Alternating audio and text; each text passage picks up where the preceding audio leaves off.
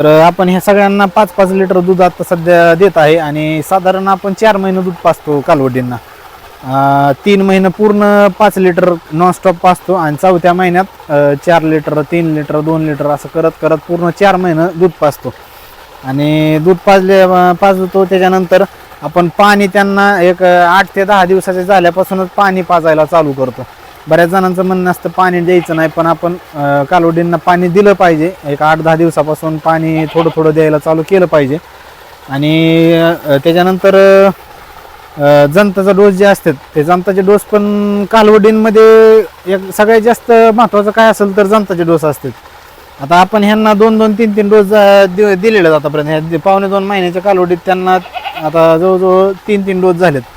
7 दिवसाचं असताना त्या कालवडींना आपण पिप्राझिनचं औषध दिलेलं 10-10, 12-12 ml जसं बॉडी वेट असेल त्यानुसार 10 ते 12 ml पिप्राझिन. त्याच्यानंतर 15व्या दिवशी आपण अल्बोमार दिलेलं 15 ml आणि 30 दिवसाचं झाल्याच्या नंतर आणखी 15 ml अल्बोमार. असं 3 डोस त्यांना 1 महिन्यात दिलेले.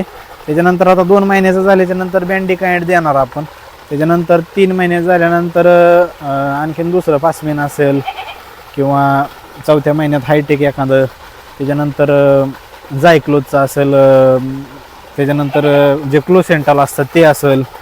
असे कंपन्या बदलून वेगवेगळे घटक असणारे जे आपण जंताचे डोस म्हणतो आपण ते आपण वेगवेगळे देतो आपण कालवडी.